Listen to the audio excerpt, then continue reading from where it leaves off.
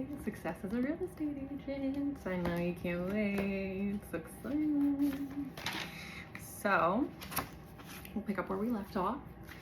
And if you do a poor job during the transaction, you'll be hard pressed to recover lost ground after the closing. An attorney who blows a case doesn't get a second chance from the client. And the same holds true for the real estate agents. Your service during the transaction must be stellar, and you'll sacrifice the chance for repeat and referral business, which is the easiest and least costly business to acquire. If that isn't bad enough, you'll also lose the opportunity to collect client testimonials and generate positive word of mouth. During the transaction period, you're in a frequent contact with your clients and have ample opportunities to provide excellent service. Make a strong and positive impression and develop a long-term relationship by following these steps. When you begin to work with clients to buy or sell a home, their enthusiasm is high. They fully anticipate and expect that they'll be able to find the perfect home and that you're the ideal agent to accomplish the task. During this initial period, your clients think about little other than their real estate hopes. Your presence becomes woven into the fabric of their lives and their conversations with friends and family members. This is an ideal time to ask for a win referrals. If the sale or the purchase process drags on, expect your client's level of excitement and energy to ebb. At the same time, expect their focus on their purchase or sell to intensify. The most important thing you can do during this potentially dangerous time, when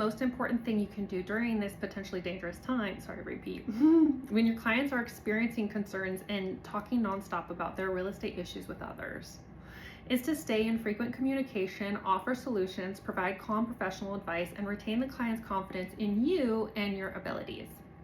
Flip back to the section titled Defining Your Service Standards. As you establish a plan that ensures frequent and professional contact throughout the transaction period, select setting a service agenda for the first 30 to 45 days after the sale. If you did everything right during the transaction, and if you're using this book as a resource, I'm going to assume you did, then your clients were totally satisfied with your service when the deal closed. Now you have a decision to make. Do you wish your clients well and walk away, or do you begin an after the sale service program that turns them into clients for life? You've seen this chapter's title, so you already know the answer. You begin to turn them into clients for life. Begin by personally calling your clients at least 4 times in 30 to 45 days after the closing. Call in the first few days after closing to thank them for the opportunities to serve them. Say how excited you are for them to be moving into their new home. Share an inadequate about working with them that will make you all laugh and touch their hearts. After the call, send a handwritten thank you note, further expressing your thanks and asking for future business or referrals. By the end of the first week, call again. Again, express thanks for trusting you. Ask, how did the move go? Did anything get broken? How did the kids like their new rooms? Have they met any of the neighborhood kids yet? Did the seller leave the home properly? Is there anything that wasn't right that they need any help with?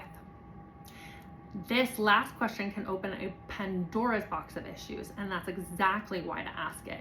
If there are problems you don't know about, you may be blamed for the mishaps without any opportunity to do anything about them. Most will be issues between the seller and the buyer's power over the seller, unless legal action is involved, is gone because the transaction has closed. Sometimes all you can do is to provide a listening ear and sympathetic voice.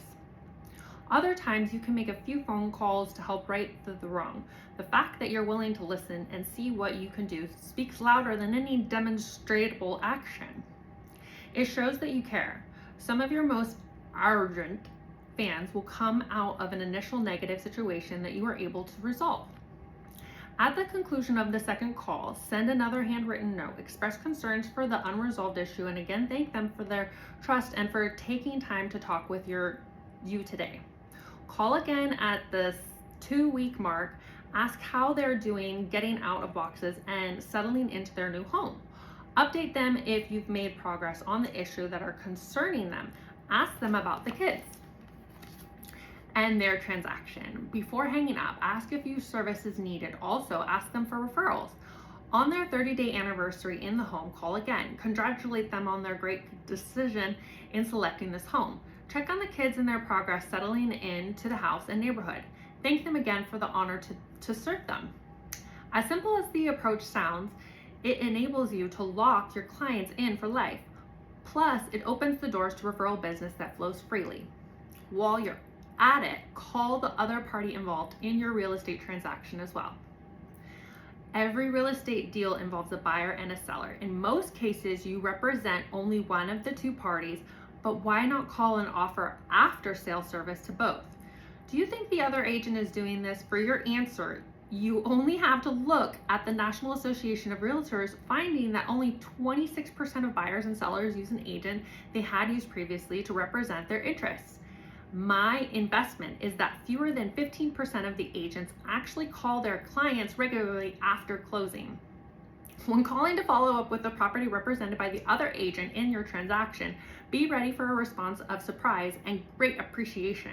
The fact that you're calling 4 times in a month while the agent who got paid to represent their interests hasn't even once will positively awe most people. By the end of your 30-day after sales service period, the names of the other agent clients will be in your database and you'll be the one receiving their referrals.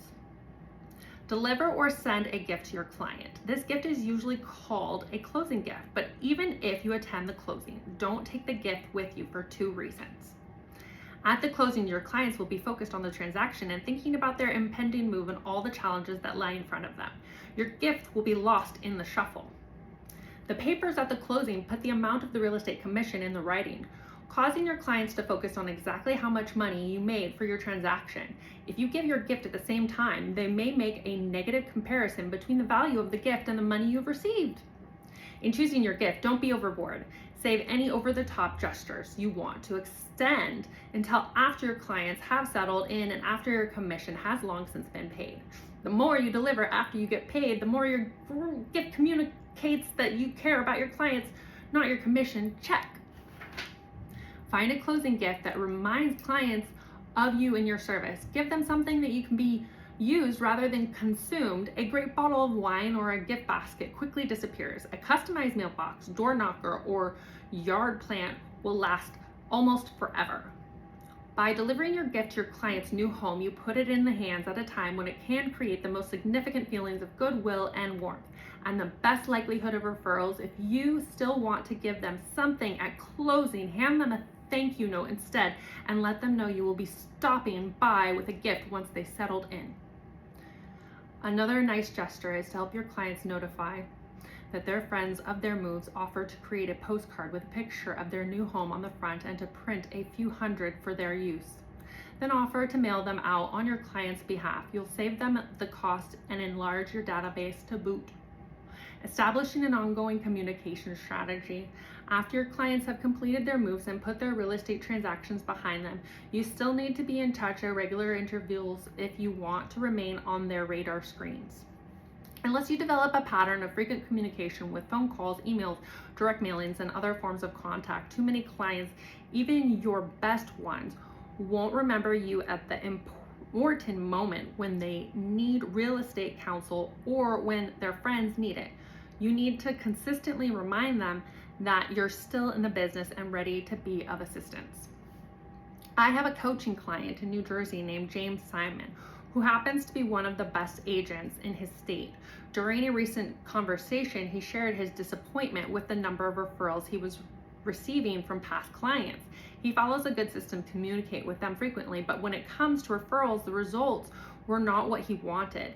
He encapsulated his frustration by saying that he had been in the business for 15 years and had not gotten a single referral from his own mother. I followed up with an obvious question. Have you ever asked her for a referral? Joe's response was similar to the one I hear from most agents. She's my mother. She knows I'm in real estate. I don't think I had to ask. You can replace the word mother with best friend, little brother, older sister, favorite cousin, aunt, father, wife's boss, accountant, attorney, pastor. You get the idea. The lesson is exactly the same. You may think that the people you know should remember your business and assume that you welcome referrals, but they don't. That's why ongoing communication is essential. Take a little break. Thank you so much for spending time with me doing Success as a Real Estate Agent. Bye-bye.